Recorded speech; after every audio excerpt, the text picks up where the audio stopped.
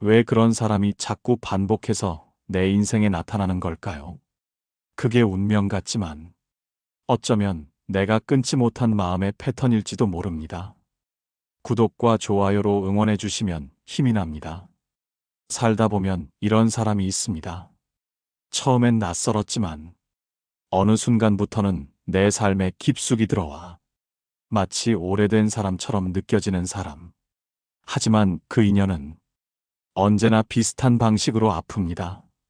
기대하게 하고, 밀어내고, 다시 끌어당기고, 또다시 상처를 남깁니다. 그런데도 우리는 그 사람을 떠나지 못합니다. 오히려 그런 관계일수록 더 깊게 매달립니다. 왜일까요? 그게 정말 연이기 때문일까요? 아니면 우리 마음속에 쌓인 업 때문일까요? 노자는 말했습니다. 스스로 풀지 못한 마음은 다시 다른 이름으로 반복된다고. 당신이 계속 같은 상처를 겪는 건 그 사람이 문제라기보다 그 인연을 허락하는 내면의 습관이 있기 때문일 수 있습니다. 스토아 철학자들은 인간을 반응하는 존재로 보았습니다. 외부 사건은 중립적이지만 그에 대한 우리의 해석이 삶을 고통스럽게 만든다고요. 그 사람은 단지 당신 마음 깊은 곳에 숨어 있는 감정의 패턴을 자극한 존재일 수 있습니다. 그 인연이 반복해서 아픈 건 그 관계가 연이기 때문이 아니라 내가 그 상처를 통해 무엇을 배워야 하는지를 아직 깨닫지 못했기 때문일지도 모릅니다. 니체는 인간은 끊임없이 같은 실수를 반복한다고 했습니다. 그 반복은 삶의 비극이 아니라 삶의 가능성이기도 하다고. 왜냐하면 반복 속에서만 우리는 자신을 알 수 있기 때문입니다. 같은 인연이 되풀이되고 비슷한 상황에서 비슷한 고통을 겪는다는 건 어쩌면 아직 그 장면 속에서 해결되지 않은 무언가가 있다는 신호입니다. 당신이 자꾸 그런 인연에 끌리는 건 그 사람의 말투, 태도, 기질 때문이 아니라 그 사람을 통해 당신 안의 결핍이 무언가를 채우려 애쓰기 때문일 수도 있습니다. 장자는 말합니다. 얽힌 매듭은 억지로 끊을 수 없으며 그 안에서 스스로 풀려야만 비로소 자유로워진다고. 그 사람을 끊어낸다고 해서 그 사람과 닮은 인연이 다시 찾아오지 않으리란 보장은 없습니다. 업은 끊는 것이 아니라 이해함으로써 스스로 사라지는 것. 그걸 철학은 자각의 힘이라고 부릅니다. 당신이 마주한 그 관계가 왜 자꾸 상처가 되는지, 왜 끝났는데도 잊히지 않는지, 왜 떠났는데도 다시 돌아오는지, 그 모든 질문은 결국 그 사람에게 향하는 것이 아니라 당신 자신에게로 돌아옵니다. 업은 타인이 아니라 나의 무의식이 만든 길입니다. 그 길을 반복해 걷고 있다면 이제는 멈춰서서 그 길이 어디서 시작되었는지를 조용히 들여다봐야 합니다. 살면서 당신은 한 번쯤 이런 생각을 했을 겁니다. 왜 나는 늘 같은 사람에게 끌릴까? 왜 비슷한 관계가 자꾸 반복될까? 겉모습은 다르지만 그 사람이 주는 느낌은 이상하리만치 닮아 있습니다. 처음엔 설렘이었다가 이내 불안으로 바뀌고 결국엔 지치고 다치고 말게 되는 흐름. 그리고 당신은 묻습니다. 이번엔 다른 사람인데 왜 결과는 늘 같냐고. 칸트는 이렇게 말합니다. 우리는 사물을 있는 그대로 보는 것이 아니라 자신의 틀로 본다고. 관계도 마찬가지입니다. 우리는 타인을 있는 그대로 사랑하는 것이 아니라 내 안의 결핍으로 사랑합니다. 그 사람이 나쁜 것이 아닐 수도 있습니다.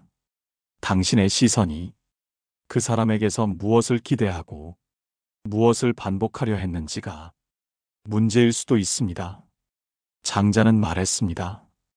마음이 혼탁하면 세상도 흐릿해 보이고 마음이 고요하면 비로소 사물의 진짜 모습을 본다고. 당신이 반복해서 만나는 인연은 사람이 바뀌었음에도 불구하고 여전히 상처로 이어지고 있다면 그건 그 인연의 문제가 아니라 그 인연을 대하는 당신의 마음 상태가 여전하다는 뜻일 수 있습니다. 스토아 철학은 내면의 평정을 강조합니다. 세상은 언제나 요동치지만 그 중심에 서 있는 자는 자기 감정에 휘둘리지 않고 스스로를 지킬 수 있어야 한다고 말합니다. 당신은 그 사람에게 흔들렸지만 사실은 당신 자신에게 흔들렸던 겁니다. 그 인연을 통해 내가 누구였는지를, 어떻게 반응했는지를, 무엇을 기대하고 무엇에 상처받았는지를 되돌아보는 일이 무엇보다 중요합니다. 니체는 반복을 말하면서도 반복은 축복이 될 수도 있다고 했습니다. 그 반복이 나를 일깨운다면 그건 더 이상 비극이 아니라 철학이 될 수 있기 때문입니다. 당신이 자꾸 비슷한 인연을 만나고 있다면 그건 인연이 아니라 메시지일 수 있습니다. 이제는 그 메시지를 읽을 차례입니다. 왜 나는 자꾸 나를 잃는 관계에 끌리는가? 왜 나는 나를 아프게 한 사람을 오히려 더 강하게 기억하는가? 왜 나는 반복되는 고통 속에서도 그만두지 못하는가? 이 질문들 속에 당신의 업이 숨어 있습니다. 그 사람은 그저 당신이 마주해야 할 내면의 그림자를 비추는 거울일 뿐, 그리고 그 그림자를 직면하는 일은 그 누구도 대신해 줄 수 없습니다. 그건 오직 당신의 몫입니다. 이별을 결심했던 당신, 다시는 연락하지 않겠다고 마음먹었던 그날, 결연한 다짐이 며칠 혹은 며칠도 가지 못해 무너졌던 적이 있으시죠? 그 사람이 또다시 다가왔고 그 말 몇 마디에 당신은 다시 문을 열었습니다. 그러고 나면 어김없이 후회가 찾아왔습니다. 왜 또 흔들렸을까? 왜 나만 이렇게 무너질까? 스토아 철학자들은 말합니다. 진짜 힘은 외부를 밀어내는 것이 아니라 내 안에서 일어나는 감정의 물결을 고요히 관찰하는 데서 온다고. 당신은 결코 약해서 흔들리는 게 아닙니다.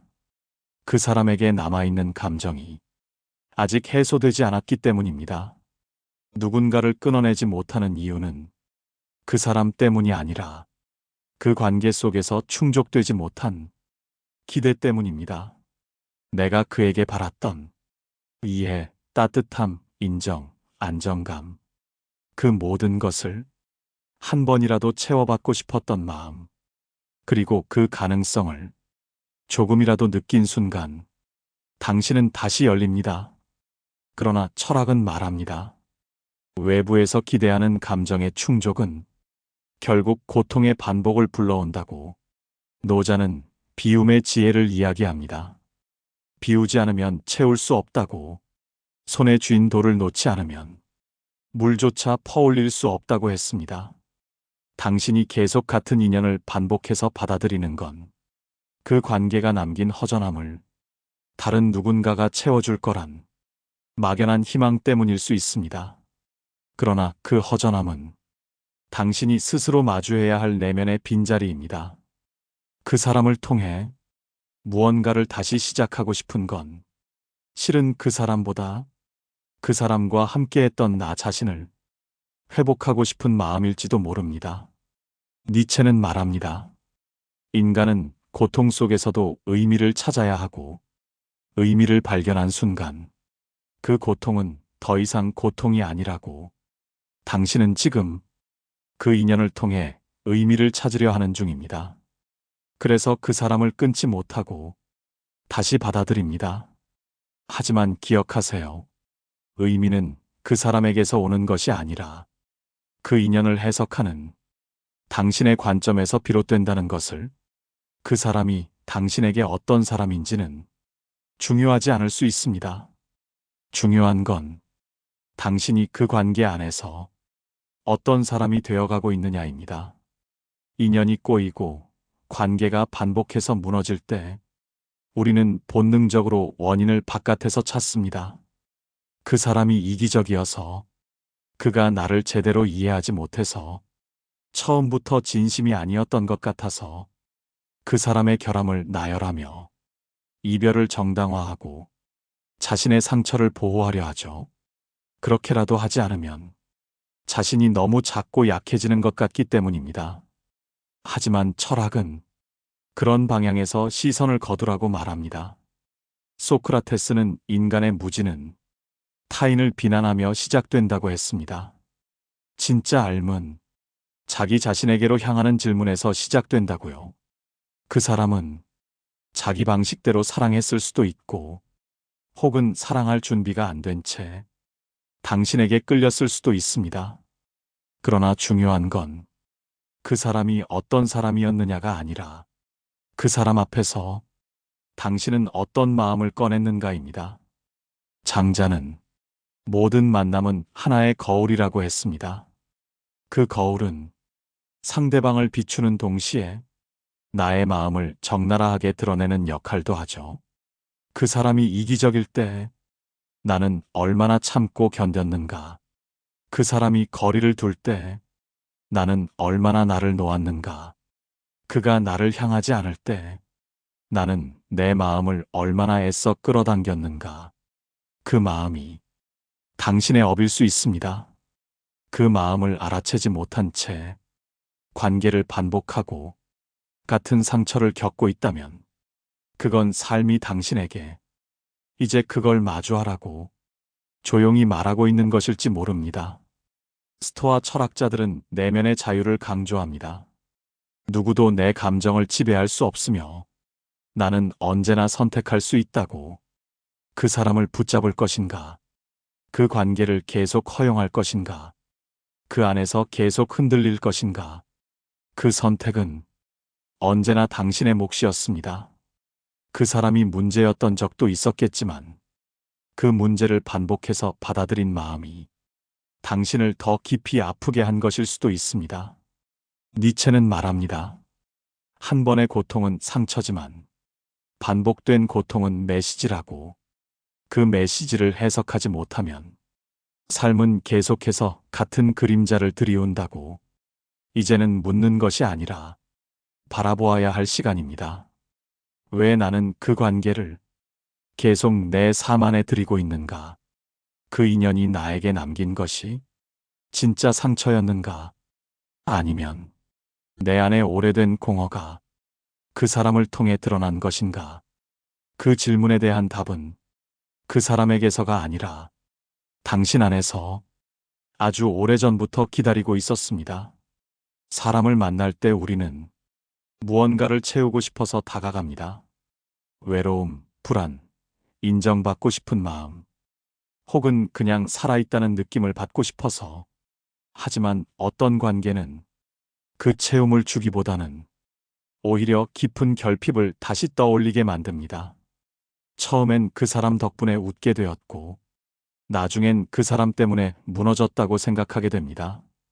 그러나 철학은 그 인연이 당신을 무너뜨린 게 아니라고 말합니다. 그 인연은 당신이 감춰두었던 마음의 결을 그대로 드러내었을 뿐이라고. 플라톤은 말했습니다.